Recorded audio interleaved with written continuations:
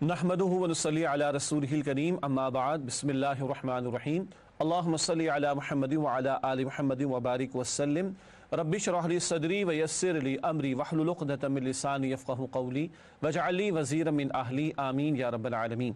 नाज़रीन किराम अस्सलामु अलैकुम व रहमतुल्लाहि व बरकातुहू। तालीमात कुरान सीरीज़ में आपको खुशामदीद कहते हैं।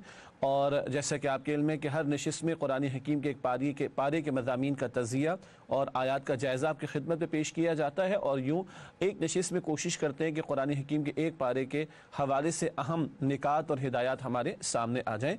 आइए आज के प्रोग्राम के हवाले से सबसे पहले तारुफ आपके सामने रखते हैं। और हमेशा की तरह पहला नुकता तो ये है कि कुरान करीम के पारा नंबर 19 का मुताला ये आज की नशिस्त में हमारे पेश नज़र रहेगा इंशाअल्लाह। और ये 19वां पारा मुश्तमिल है सूरतुल फुरक़ान रुकू नंबर 3 ता सूरतुल नम्ल रुकू नंबर 4 पर। और आयत भी नोट फरमा दीजिएगा। सूरतुल फुरक़ान आयत नंबर 21 ता सूरतुल नम्ल आयत नंबर 59। ये वो आयत हैं सूरतों की जो 19 पारे में शामिल हैं। इसके बाद हमेशा की तरह मक़ासिद मुताला आपकी खिदमत में पेश खिदमत है। और मक़ासिद मुताला के एतबार से पहली बात तो है कि पारा नंबर 19 की आयत के मज़ामीन का जायज़ा, एक ओवरव्यू भी हमारे सामने आता है और आयत का तज़िया भी आपकी खिदमत में पेश किया जाता है। फिर मुंतखब आयत का मुताला सूरतुल फुरक़ान और फिर सूरह शुअरा और फिर सूरह नम्ल की चंद आयत आपके सामने पेश की जाएंगी। सूरतुल फुरक़ान के मज़ामीन का तज़िया पेश खिदमत है। पहली 3 आयत में अल्लाह की अज़मत और क़ुदरत का बयान, फिर आयत 4 तक 34 मुश्रिकीन मक्का के एतराज़ात और उनका जवाब अता हुआ अल्लाह की तरफ से, आयत 35 से 44 रसूलों की कौमों के साथ कशमकश साबिक़ा अक़वाम का मुख्तसर बयान है। फिर आयत 45 से 62 अल्लाह की नेमतें और कुदरतें उनका तस्करा है। इसके बाद आयत 63 तक 76 कुरान का इंसान मतलूब, यहाँ वो औसाफ बयान हुए जो इबादुर रहमान के औसाफ हैं, बाद में तफसील बयान होगी इंशाअल्लाह। और आखिरी आयत सूरतुल फुरक़ान की मुश्रिकीन मक्का के लिए आखिरी धमकी है, अगर हक की मुखालफत पर अड़े रहे तो फिर अल्लाह का अज़ाब लाज़िमन इन पर आकर रहेगा।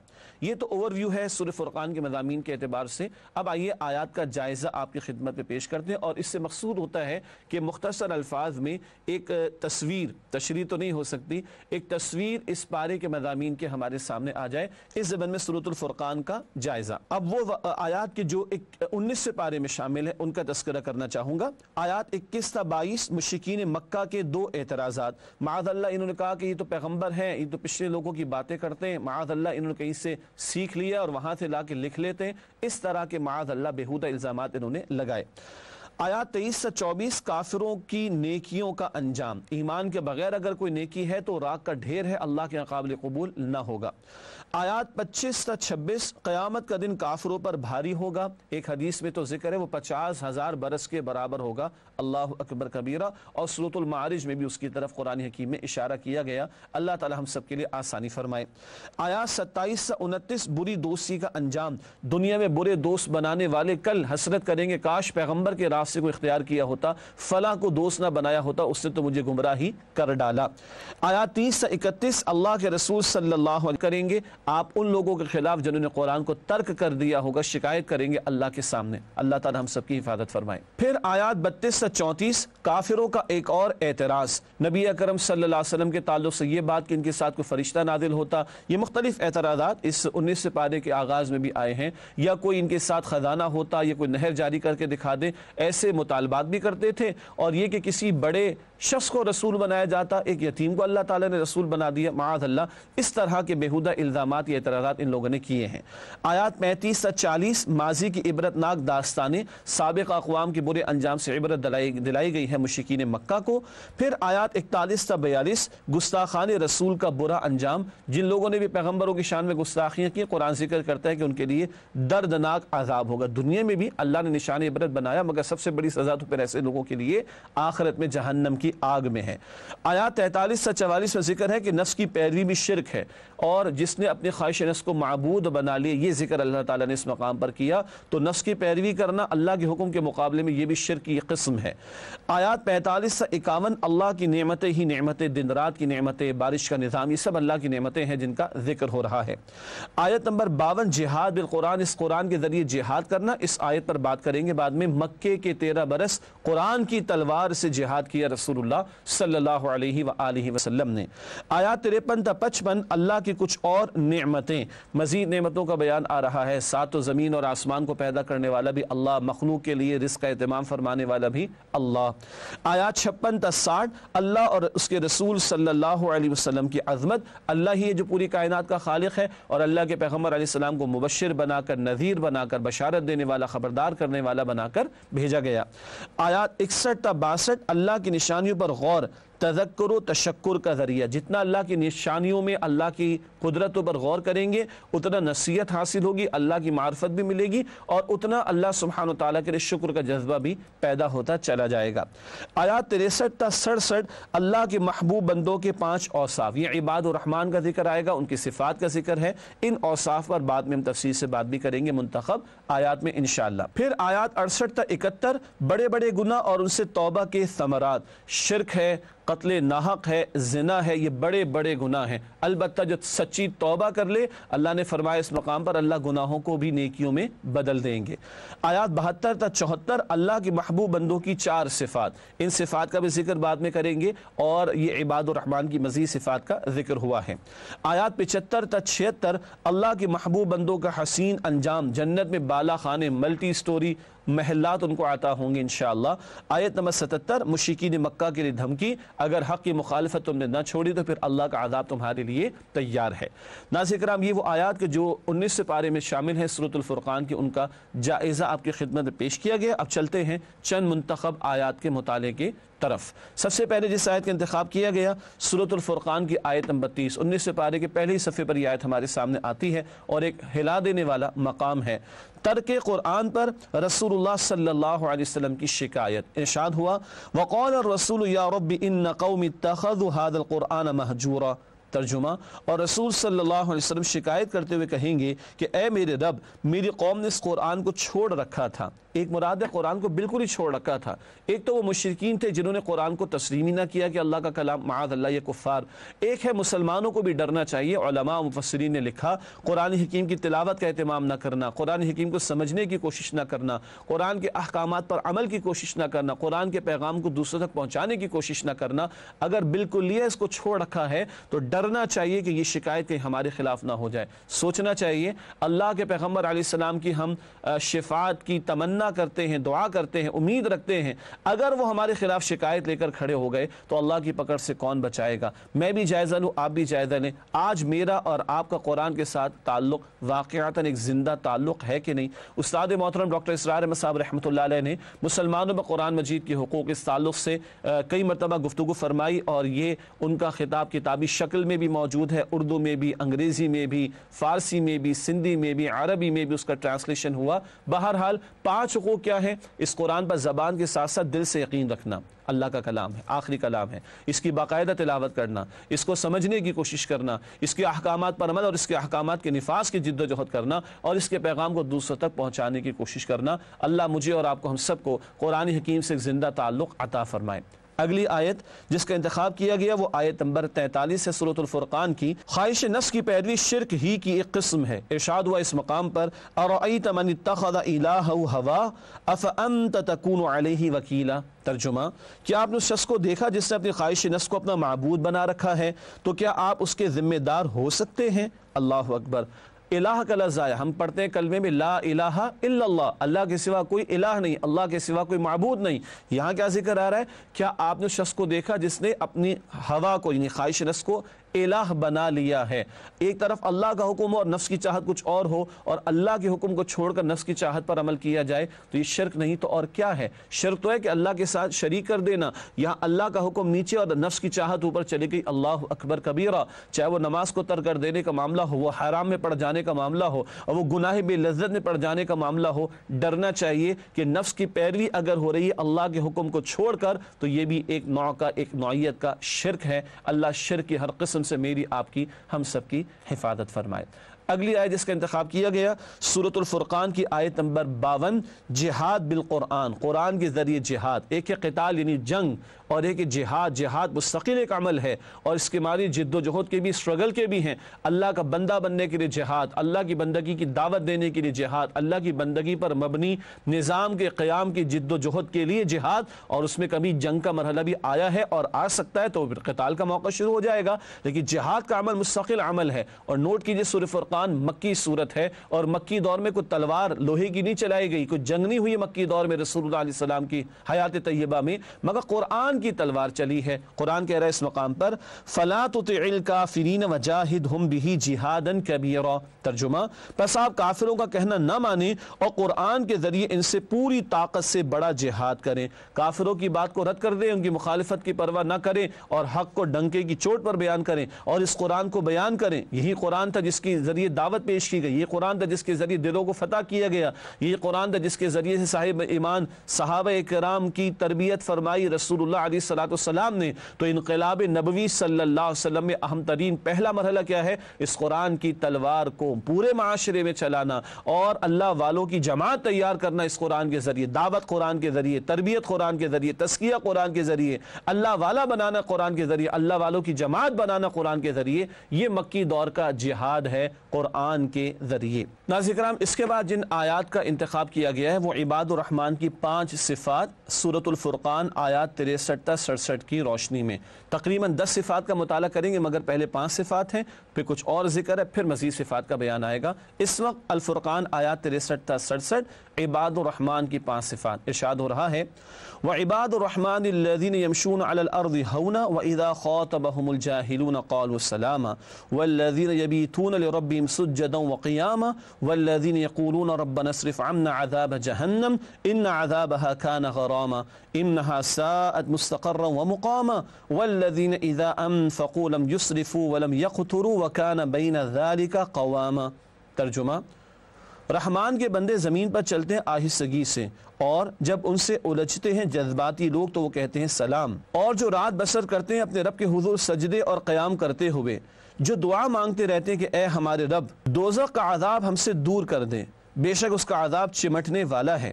دوزخ بری جگہ ہے مستقل رہنے کے اعتبار سے اور عارضی رہنے کے اعتبار سے، اور جب خرچ کرتے ہیں تو اسراف نہیں کرتے اور نہ بخل کرتے ہیں، اور ان کی روش ہوتی ہے اعتدال کی۔ یہ ترجمہ ہے سورہ فرقان کی آیات 63 تا 67۔ 5 باتیں۔ پہلی بات، رحمان کے بندے۔ اچھا، صفت سے پہلے الفاظ کیا؟ عباد الرحمن، رحمان کے بندے۔ تو بڑا پیارا کیپشن اللہ نے عطا فرمایا، بندوں کو بھی اپنے اندر رحمت کا جذبہ رحمان کی طرح پیدا کرنا چاہیے۔ پہلی صفت کیا ہے؟ زمین پر نرمی اور آہستگی سے چلتے ہیں، تکبر نہیں، اکڑ نہیں، عاجزی۔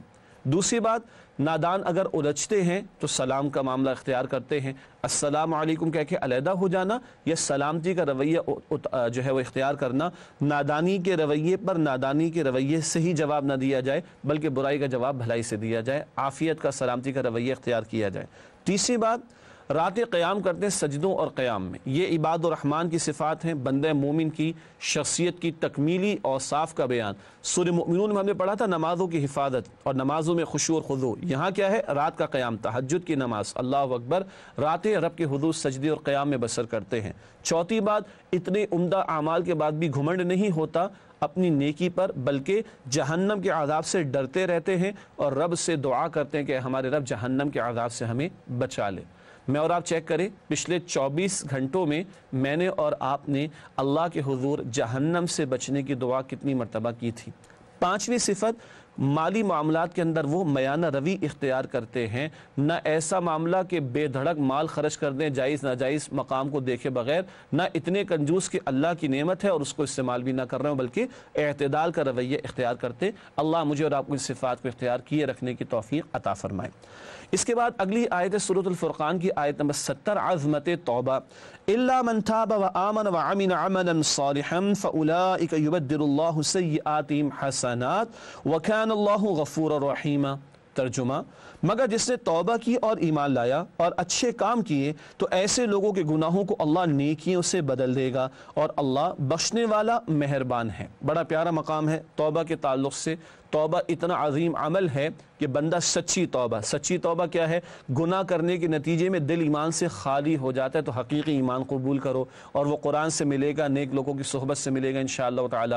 اور ایمان کے بعد عمل بھی نیک کرنا ہے، یہ نہیں کہ توبہ کر کے بیٹھ گئے، بلکہ اپنے عمل کو نیک کر لیا جائے اور آدمی کا رخ زندگی صحیح ہو جائے۔ سچی توبہ کیا ہے؟ بندہ گناہوں کو چھوڑ کر اللہ کی اطاعت پر گامزن ہو جائے۔ جو سچی توبہ کر لے، قرآن کی آیت بڑا پیارا مجدہ سنا رہی ہے، بڑی پیاری خوشخبری سنا رہی ہے۔ وہ کیا ہے؟ وہ یہ کہ اللہ تمہارے گناہوں کو نیکیوں میں بدل دے گا۔ سبحان اللہ، اس جگہ سارا بلیک وائٹ ہو جائے گا۔ اللہ مجھے اور آپ کو سچی توبہ کی توفیق عطا فرمائے۔ اس کے بعد ناظرین کرام اگلی آیات ہیں سورہ فرقان کی آیات 72 تا 74۔ عباد الرحمن کی مزید 5 صفات کا بیان آ رہا ہے۔ ویسے 4 صفات بنتی، مگر ایک اور نقطہ ایسا ہے کہ جس کو ہم 5ویں صفت کے طور پر آپ کے سامنے رکھیں گے انشاءاللہ تعالی۔ ارشاد ہو رہا ہے اس مقام پر، والذین لا یشہدون الزور واذا مروا باللغو مروا کراما والذین اذا ذکروا بآیات ربهم لم یخروا علیہا صما وعمیانا والذین یقولون ربنا هب لنا من ازواجنا وذریاتنا قرۃ اعین وجعلنا للمتقین اماما۔ ترجمہ، اور وہ جو جھوٹ پر موجودگی گوارا نہیں کرتے اور جب گزرتے ہیں کسی لا یعنی کام کے پاس سے تو گزرتے ہیں بے نیازی سے، اور جب ان کو نصیحت کی جاتی ان کے رب کی آیات کے ذریعے تو ان پر اندھے اور بہرے ہو کر نہیں گرتے بلکہ توجہ سے سنتے ہیں، اور وہ جو دعا مانگتے رہتے ہیں کہ اے پروردگار ہمیں ہماری بیویوں اور اولاد کی طرف سے عطا فرما آنکھوں کی ٹھنڈک اور ہمیں پرہیزگاروں کا امام بنا۔ یہ ہے مزید صفات کا بیان۔ پہلی بات کیا آئی؟ اب 6ٹھی صفت، جھوٹ پر موجودگی گوارا نہیں کرتے۔ یہاں سے جھوٹ بولنا نہیں، جھوٹے اور باطل کام بھی ہیں، تو نہ جھوٹ بولتے ہیں، نہ جھوٹا اور باطل کام کرتے ہیں، نہ باطل کاموں پر شریک ہوتے ہیں۔ ایسا نہیں کہ نماز بھی ادا ہوئی اور کانسرٹ میں بھی جا کر بیٹھ گئے ہوں، it is not possible for a بندہ مومن۔ اللہ اکبر۔ 7ویں بات، جب کسی مقام سے گزرتے ہیں جہاں بیکار کام ہو رہے ہوں تو شان بے نیازی کے ساتھ گزر جاتی ہے۔ یہ بھی نہیں کہ باہر کھڑے ہو کے تاک جھانک کر رہے ہو کہ اندر کس طرح گایا جا رہا ہے اور ڈانس کیا جا رہا ہے، نہیں، بلکہ بڑی شان بے نیازی سے گزر جاتے ہیں، کوئی انوالومنٹ گوارا نہیں کرتے گناہ کے کاموں پر یا فضول کاموں پر۔ 8ویں بات، اللہ کی آیات کے ذریعے نصیحت کی جاتی ہے، اندھے بہرے ہو کر نہیں گرتے، مراد ہے کہ توجہ سے سنتے ہیں اور ہدایت کی طلب و تڑپ کے ساتھ اللہ کے پیغام کو سن کر اس پر عمل کرتے ہیں۔ اللہ مجھے بھی اور آپ کو بھی یہ ذوق اور یہ روش عطا فرمائے۔ 9ویں بات، اپنی ذات تک محدود نہیں رہتے، اپنی بیوی اور اولاد کی بھی فکر کرتے ہیں، بیویوں اور اولاد کی بھی فکر کرتے ہیں اور ان کے لیے بھی دعا کرتے ہیں اللہ انہیں ہمارے لیے آنکھوں کی ٹھنڈک بنا۔ اور پیغمبر علیہ السلام کی آنکھوں کی ٹھنڈک نماز تھی۔ مراد ہے کہ بیوی شوہر کے لیے دین پر قائم رہنے کا ذریعہ بنے، شوہر بیوی کے لیے اولاد کو دین کی راہ پر لگانا، اللہ کا بندہ بنانا، نبی علیہ السلام کا نمائندہ بنانا، صدقہ جاریہ بنانا، یہ ہے آنکھوں کی ٹھنڈک بیوی اور اولاد کے ذریعے سے۔ اور 10ویں بات کیا ہے؟ متقین کا امام بنا دے۔ کیوں؟ کل اللہ کو جواب دینا ہے، اللہ پوچھے گا تم نے بیوی کے معاملے میں کیا رویہ اختیار کیا، اس کو اللہ کی بندی بنایا کہ نہیں، شوہر سے پوچھا جائے گا، باپ سے پوچھا جائے گا اولاد کے بارے میں۔ تو یہ 10ویں صفت کیا ہے؟ کل یعنی آخرت کی جواب دہی کا احساس ان کے دل میں ہے، تو رب سے دعا کرتے اللہ متقین کا امام بنا دے کہ ان کے حوالے سے کل جواب دہی کرنا ہمارے لیے آسان ہو۔ یہ 10 صفات ہیں، اللہ مجھے اور آپ کو اختیار کرنے کی توفیق دے۔ اور یہ بڑی پیاری دعا بھی آیت نمبر 74 میں آگے بیوی اور اولاد کے تعلق سے، اللہ ہمیں ہمارے معمولات میں شامل کرنے کی توفیق عطا فرمائے۔ اس کے بعد سورۃ الشعراء کا آغاز ہوا چاہتا ہے، البتہ ربط سورت پہلے آپ کی خدمت میں پیش کیا جائے گا اور پھر انشاءاللہ وقفے کے بعد سورۃ الشعراء کا مطالعہ ہم شروع کریں گے۔ سورۃ الفرقان کی تکمیل ہوئی، سورۃ الشعراء کا آغاز ہوا چاہتا ہے، ان دونوں کے درمیان جو ربط ہے آئیے اس کو سمجھتے ہیں۔ ربط سورت کے حوالے سے پہلی بات، سورۃ الفرقان میں نبی کریم صلی اللہ علیہ وسلم کی دعوت توحید، قرآن کریم کی حقانیت اور مشرکین کے ساتھ کشمکش کا ذکر تھا۔ سورۃ الشعراء میں سابقہ 6 رسولوں کی دعوت توحید اور ان کی قوموں کے ساتھ کشمکش کا بیان ہے۔ فرقان میں رسول پاک علیہ السلام کا تذکرہ اور شعراء میں 6 رسولوں اور ان کی قوموں کے ساتھ کشمکش کا ذکر ہے۔ ناظرین کرام، یہ تو ربط سورت ہوا سورۃ الفرقان اور سورۃ الشعراء کے درمیان۔ سورۃ الشعراء کا آغاز کرتے ہیں، البتہ ایک وقفے کے بعد۔ امید آپ ہمارے ساتھ رہیں گے انشاءاللہ۔ السلام علیکم ورحمۃ اللہ وبرکاتہ۔ السلام علیکم ورحمۃ اللہ وبرکاتہ۔ ناظرین کرام، تعلیمات قرآن سیریز میں آپ کو خوش آمدید کہتے ہیں، اور وقفے سے پہلے سورہ فرقان اور سورہ شعراء کے درمیان ربطی تعلق یعنی ربط صورت کو ہم نے بیان کیا تھا۔ اب چلتے ہیں سورۃ الشعراء کے بیان کے آغاز کی طرف۔ پہلے مضامین کا تجزیہ اور پھر آیات کا جائزہ آپ کے سامنے رکھیں گے انشاءاللہ تعالی۔ سورہ شعراء کے مضامین کے حوالے سے نوٹ کیجئے گا، پہلی 9 آیات مشرکین مکہ پر اتمام حجت کا اعلان، دو ٹوک انداز میں بتا دیا کہ بات ان پر واضح ہو چکی، اب بھی اگر حق قبول نہیں کرتے تو پھر اللہ کے عذاب کے لیے پکڑ کے لیے تیار رہیں۔ اس کے بعد ایک طویل سلسلہ کلام ہے، آیات 10 تا 191، مجرم قوموں کی داستانیں، مشرکین مکہ کے لیے عبرت۔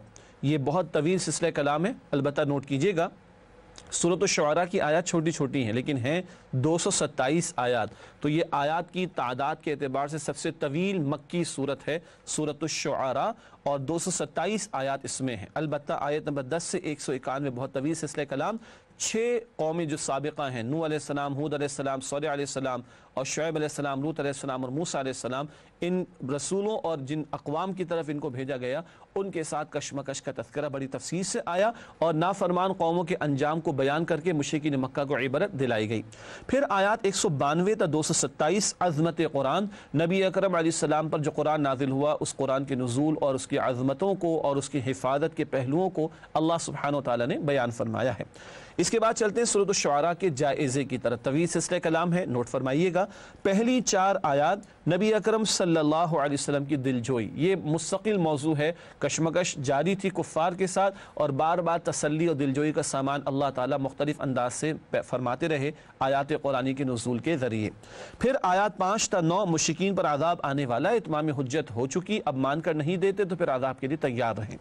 آیات 10 تا 17، حضرت موسیٰ علیہ السلام کو فرعون کے پاس جانے کا حکم، فرعون اس وقت کا خدائی کا دعوے دار تھا معاذ اللہ، اور نوٹ کیجئے پیغمبروں کی دعوت میسز کے لیے بھی ہوتی ہے، عوام کے لیے بھی ہوتی ہے، مگر یہ پیغام اولین طور پر معاشرے کے با اثر طبقات کو ہٹ کرتی ہے اور ایڈریس کرتی ہے، چنانچہ فرعون کے دربار میں جا کر موسیٰ علیہ السلام نے دعوت توحید پیش کی ہے اللہ کے حکم پر۔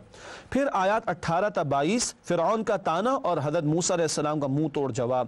فرعون نے کہا تھا کہ تمہیں ہم نے پال پوس کر بڑا کیا، تم ہمارے خلاف باتیں کرتے ہو، تو موسیٰ علیہ السلام نے فرمایا کہ تم نے مجھ ایک کی پرورش کی اپنے محل کے اندر یا محل کے خراجات پر، اور پوری بنی اسرائیل کے قوم کو تم نے غلام بنا رکھا ہے، کس بات کا تم احسان جتاتے ہو۔ آیات 23 تا 33، حقیقی رب کون ہے؟ موسیٰ علیہ السلام نے وضاحت فرمائی، تو خود پیدا ہوا ہے، رب وہ ہے رب حقیقی جس نے سب کو پیدا کیا ہے اور زمین و آسمان کو بھی بنایا ہے۔ اس کے بعد ناظرین کرام آیات 34 تا 48، حضرت موسیٰ علیہ السلام اور جادوگروں کے درمیان مقابلہ، مشہور واقعہ قرآن حکیم کا آپ کے علم میں ہوگا یقیناً۔ آیات 49 تا 51، جادوگروں کی استقامت، حق ان کے سامنے واضح ہو گیا، جادوگروں کو جادو کی لمیٹیشن پتہ تھی مگر موسیٰ علیہ السلام نے جو کچھ پیش کیا وہ حق تھا، سجدے میں چلے گئے اور فرعون نے دھمکیاں دیں اور قتل کرنے کا اعلان کیا، سولی دینے کی دھمکی دی، اور جادوگروں نے ایمان نہ صرف قبول کیا بلکہ اس پر استقامت کا اظہار بھی کیا۔ آیات 52 تا 60، فرعون کا تعاقب، مراد یہ ہے کہ بنی اسرائیل کے پیچھے نکلا لاہو لشکر لے کے، لیکن غرق کر دیا گیا اپنے لاہو لشکر کے ساتھ۔ آیات 61 تا 68، اللہ پر توکل کی اعلیٰ مثال، موسیٰ علیہ السلام جب دریا کے قریب پہنچ گئے، پیچھے سے فرعون کا لشکر آنے لگا، قوم نے کہا ہم تو مارے گئے، بنی اسرائیل نے، موسیٰ علیہ السلام نے فرمایا کہ نہیں، میرا رب میرے ساتھ ہے، ان قریب وہ ہدایت بھی عطا فرمائے گا، رہنمائی بھی دے گا اور راہ بھی دکھائے گا۔ پھر آیات 69 تا 77، بت پرستوں سے حضرت ابراہیم علیہ السلام کے سوالات، 6 قوموں اور ان کے رسولوں کا ذکر ہے، درمیان میں ابراہیم علیہ السلام کا تذکرہ بھی آ رہا ہے، اور ابراہیم علیہ السلام نے پوچھا کہ یہ نہ کھاتے ہیں، نہ پیتے ہیں، نہ بولتے ہیں، نہ سنتے ہیں، ان کو پوجنے کا، ان کی پرستش کرنے کا کیا فائدہ۔ آیات 78 تا 82، ذکر معرفت ربانی، حضرت ابراہیم علیہ السلام کی زبانی، ابراہیم علیہ السلام کے بڑے پیارے الفاظ اس مقام پر آئے، میرا رب وہ ہے کہ جس نے مجھے پیدا کیا، وہی ہے جس نے زندگی دی، وہی ہے جو موت دے گا، وہی ہے جو کھلاتا ہے، وہی ہے جو پلاتا ہے، اور جب میں بیمار ہوتا تو وہی مجھے شفا بھی عطا فرماتا ہے۔ آیات 83 تا 89، حضرت ابراہیم علیہ السلام کی ایمان افروز دعائیں کہ اللہ مجھے صالحین میں شمار فرما، میرے ذکر خیر کو جاری فرما دے آئندہ نسلوں کے اندر، بہت پیاری دعائیں اس مقام پر ان کی آئی ہیں۔ پھر آیات 90 تا 104، جہنم میں گمراہوں کی آہوزاری، چیخیں گے چلائیں گے مگر چیخنے چلانے کا کوئی فائدہ نہیں، حسرت کریں گے ایک مرتبہ دنیا میں جانے کا موقع مل جائے، اپنے اعمال کو درست کر دے مگر موقع نہیں دیا جائے گا۔ آیات 105 تا 110 حضرت نوح علیہ السلام کی بے لوث دعوت، 950 برس تک اپنی قوم کو دعوت دیتے رہے، اور بے لوث دعوت سے مراد کہ بھائی میرا اجر تو اللہ کے ذمے، میں تمہیں حق پہنچاتا ہوں اللہ کی رضا کی خاطر۔ آیات 111 تا 122 قوم کا اعتراض اور حضرت نوح علیہ السلام کا جواب۔ قوم کے سرداروں نے مذاق اڑایا ایمان والوں کا جو مالی اعتبار سے کمزور تھے، اور کہنے لگے ہمارے معاشرے کے گئے گزرے لوگوں نے تمہاری دعوت کو قبول کیا۔ معاذ اللہ، نوح علیہ السلام نے فرمایا کہ ان کی اصل حیثیت تو اللہ کے علم میں ہے، ان کے اعمال سے اللہ سبحانہ و تعالیٰ واقف ہے، تم ان کے ایمان کی بنیاد پر ان کا مذاق کیوں اڑاتے ہو؟ پھر آیات 123 سے 135 حضرت ہود علیہ السلام کی دعوت اور قوم عاد کی طرف ہود علیہ السلام کو بھیجا گیا تھا۔ آیات 136 سے 140 قوم ہود کی ہٹ دھرمی، اور اس قوم نے کہا کہ ہم پر عذاب لا کر دکھا دیجئے، اور کس طرح کی باتیں کرتے ہو، کس طرح ہمیں ڈراتے ہو، اگر سچے ہو تو عذاب لا کر دکھا دو۔ آیات 141 تا 152 حضرت صالح علیہ السلام کی دعوت، صالح علیہ السلام کو قوم ثمود کی طرف بھیجا گیا تھا۔ آیات 135 تا 159 حضرت صالح علیہ السلام کی قوم کا تکبر خاطر میں نہیں لاتے تھے، جانتے بوجھتے حق کو جھٹلاتے تھے اور پیغمبر کا مذاق بھی اڑاتے تھے، معاذ اللہ۔ آیات 160 تا 161 حضرت لوط علیہ السلام کی دعوت اور ان کی قوم ہم جنس پرستی کی گندگی میں مبتلا تھی، قوم کو عفت کی دعوت انہوں نے دی۔ آیات 167 تا 175 قوم لوط کی جہالت، معاذ اللہ، قوم نے کہا کہ یہ بڑے پاکیزہ بنتے ہیں، نکالو اپنی بستیوں سے ان کو، استغفر اللہ۔ آیات 176 تا 184 حضرت شعیب علیہ السلام کی دعوت اور ان کی قوم ناپ تول کی کمی میں مبتلا تھی۔ آیات 185 تا 191 جنگل والوں کی رعونت، جنگل والے شعیب علیہ السلام کی قوم کو بھی کہا گیا اصحاب الایکہ، اور تکبر میں مبتلا ہو گئے، ہم نہیں اپنے باپ دادا کی باتوں کو چھوڑ سکتے، تمہاری باتیں ہمیں سمجھ میں نہیں آتی ہیں، کیوں ہمیں ہماری مرضی چلانے سے روکنے کی کوششیں کرتے ہو، تکبر کا اظہار کرتے تھے یہ لوگ۔ آیات 152 تا 195 قرآن الفاظ کے ساتھ نازل ہوا، اور اللہ کے یہ الفاظ ہیں جو جبریل امین علیہ السلام نے قلب مصطفیٰ صلی اللہ علیہ وسلم پر اللہ کے حکم سے نازل فرمائے۔ آیات 196 تا 197 سابقہ آسمانی کتابیں قرآن کی عظمت پر دلیل ہیں، ان کتابوں میں بھی آخری پیغمبر اور آخری کلام کی بشارتیں موجود تھیں، اور اس آخری کلام قرآن میں پچھلی کتابوں کی تعلیمات بھی واقعتاً درست انداز میں موجود ہیں۔ آیات 198 تا 209 قرآن پر ایمان نہ لانے والوں کا انجام دردناک عذاب میں مبتلا کیے جائیں گے۔ پھر آیات 210 تا 212 قرآن کسی کاہن کا کلام نہیں جیسے کہ مشرکین معاذ اللہ الزام تراشی کرتے۔ آیات 213 تا 220 نبی اکرم صلی اللہ علیہ وسلم کے لیے خصوصی ہدایات، اور ان ہدایات میں یہ بھی شامل کہ آپ صلی اللہ علیہ وسلم اللہ کی خاطر صبر کیجئے، ایمان والوں کے ساتھ اپنے تعلق کو جوڑے رکھیے، اور اپنے قریبی رشتہ داروں کو بھی اللہ تعالیٰ کے عذاب سے ڈرائیے۔ آیات 221 تا 223 کاہنوں کا کردار، کاہن ہونے کا الزام لگاتے تھے معاذ اللہ مشرکین نبی اکرم علیہ السلام پر، کاہنوں کے گھٹیا کردار کو یہاں پر زیر گفتگو لایا گیا۔ پھر آیات 224 تا 226 شاعروں کا کردار، اور یہ وہ شاعر کے جو برے شاعر ہوتے ہیں، جن کی پیروی گمراہ قسم کے لوگ کرتے ہیں، جن کے قول و فعل میں تضاد ہوا کرتا ہے، اور ان کے الفاظ کچھ اور ان کا کردار کچھ اور ہوا کرتا ہے۔ اور آخر میں آیت نمبر 227 اچھے شاعروں کا کردار، کہ وہ جو صاحب ایمان ہیں اور جو نیک اعمال کرتے ہیں اور خیر کا کلام پیش کرتے ہیں، یہ شعراء اچھے شعراء ہیں۔ اور نوٹ کیجئے گا سورت کا نام بھی سورۃ الشعراء ہے۔ ناظرین کرام الحمدللہ سورہ شعراء کی 227 آیات کا جائزہ مختصراً آپ کے سامنے پیش کیا گیا، اور عمومی جو بڑا موضوع اس صورت میں وہ قوموں کے ساتھ ان کے رسولوں کی کشمکش کا بیان۔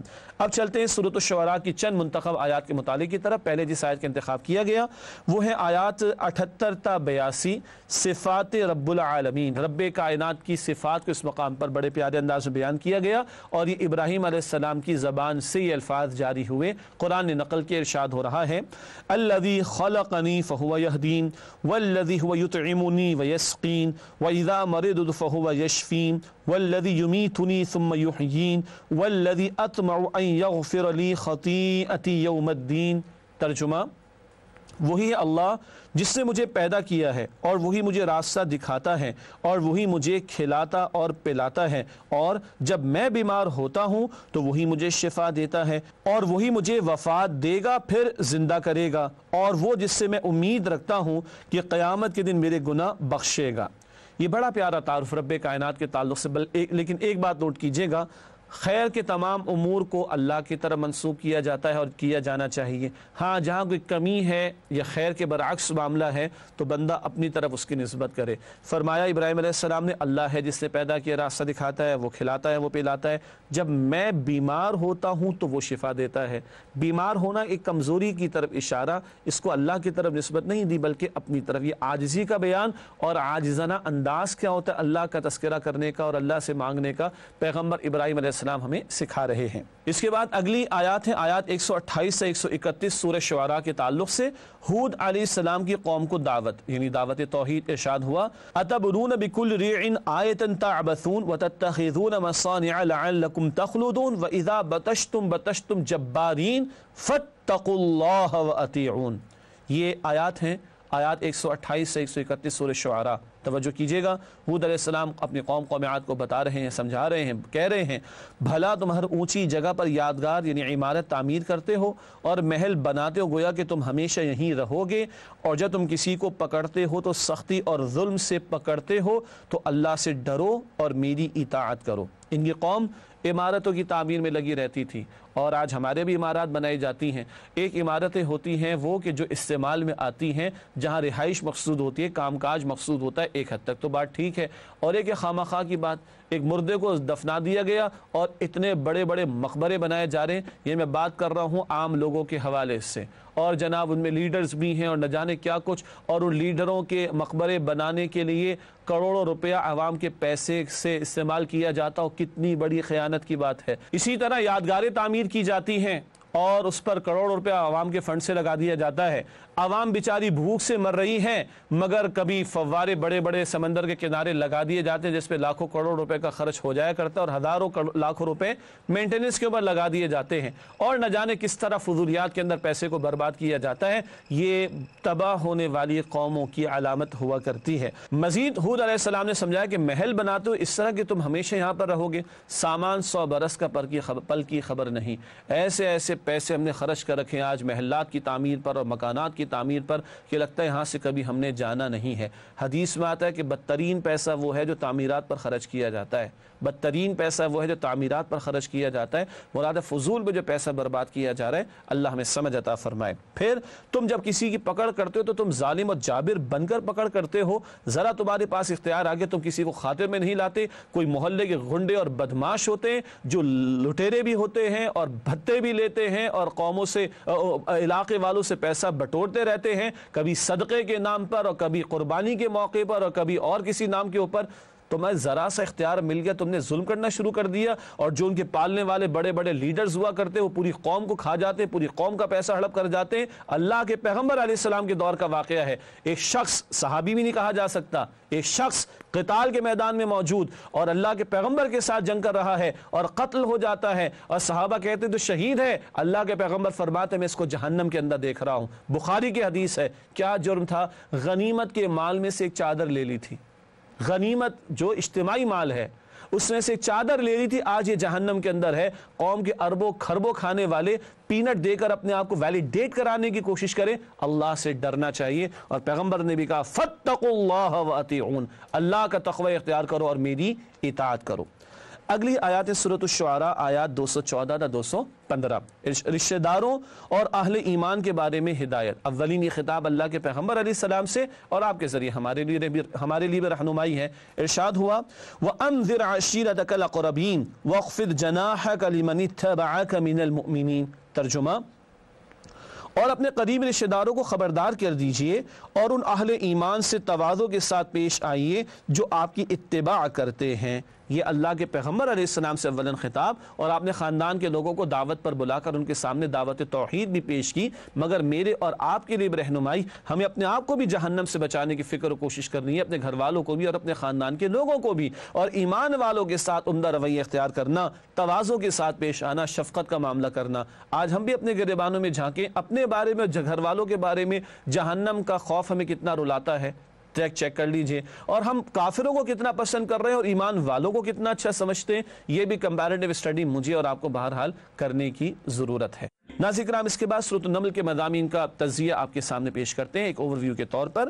نوٹ فرمائیے گا، پہلی 6 آیات ایمان بالآخرت کا بیان ہے، پھر آیات 7 تا 14 حضرت موسیٰ علیہ السلام پر ظہور نبوت، مدین چلے گئے تھے، مدین سے واپس آ رہے ہیں تو اللہ تعالیٰ نے اظہار نبوت یعنی اعلان نبوت فرمایا ان کے لیے۔ آیات 15 تا 44 حضرت سلیمان علیہ السلام پر اللہ کی عنایات، ایسی بادشاہت عطا فرمائی کہ کسی کو بھی عطا نہ ہوئی۔ آیات 45 تا 53 قوم سمود کی بدبختی، صالح علیہ السلام کی قوم تھی اور اونٹنی انہوں نے ہلاک کر ڈالی معاذ اللہ، جو اللہ کی نشانی تھی۔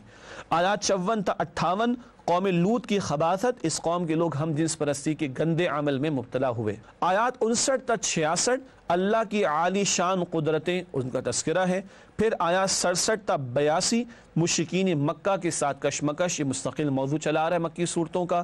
آیات 83 تا 90 ایمان بالآخرت کا ذکر ہے، اور آیات 91 تا 93 نبی اکرم صلی اللہ علیہ وسلم کی 3 ہدایات ربانی، البتہ ان کا تذکرہ اگلی نشست میں کریں گے جو کہ 20ویں پارے کے بیان پر مشتمل ہوگی۔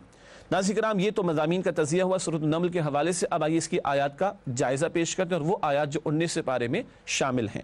پہلی 6 آیات ایمان بالآخرت کی اہمیت کا بیان ہے۔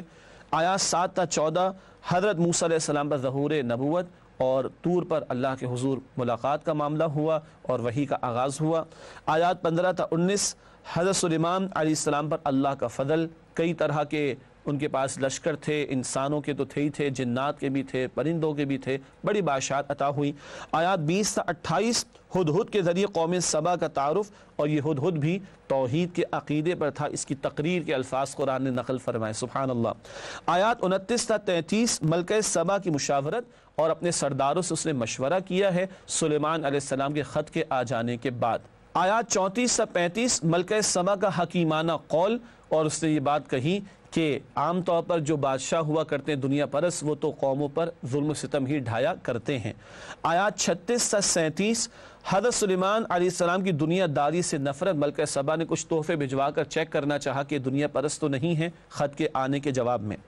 آیات 38 تا 41 حضرت سلیمان علیہ السلام پر اللہ کا انعام، اللہ تعالیٰ نے ان کے دربار میں ایسے ایسے جنات بھی رکھے ہوئے ہیں اور ایسے ایسے افراد بھی رکھے ہوئے ہیں جو پلک جھپکنے میں بڑے بڑے کام کر ڈالیں۔ جب ان کے دربار کے لوگوں کا یہ عالم تو پیغمبر کی شان کیا ہوگی، اللہ اکبر۔ آیات 42 تا 44 ملکہ سبا کا قبول اسلام، یہ ایمان لے آئی سلیمان علیہ السلام کے ساتھ اللہ پر، اور یعنی سلیمان علیہ السلام کے ہاتھ پر۔ آیات 45 تا 47 قوم سمود کی بدبختی کا ذکر ہے۔ آیات 48 تا 53 قوم سمود کی سازش اور اس کا انجام، یہ قوم ہلاک کر دی گئی۔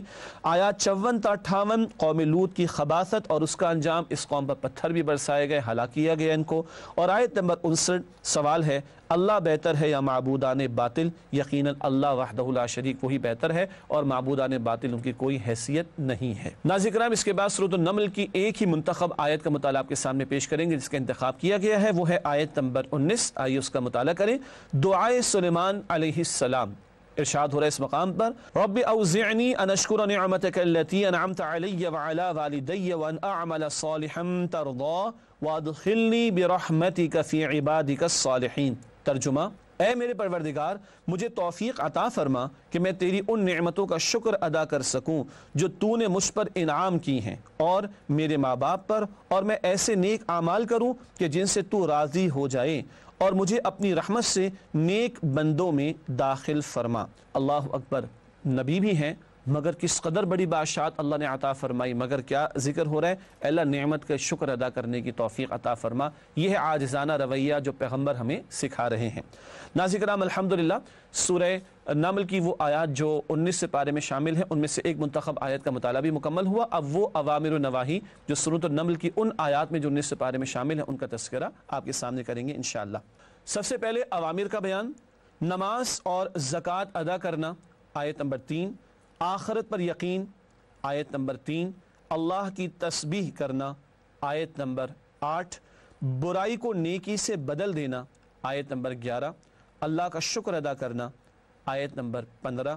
اللہ سے شکر کی توفیق مانگنا، آیت نمبر 19۔ کاموں کا آغاز اللہ کے نام سے کرنا، آیت نمبر 30۔ معاملات کو مشورے سے طے کرنا، آیت نمبر 33۔ اللہ تعالیٰ کی عطا پر قناعت کرنا، آیت نمبر 36۔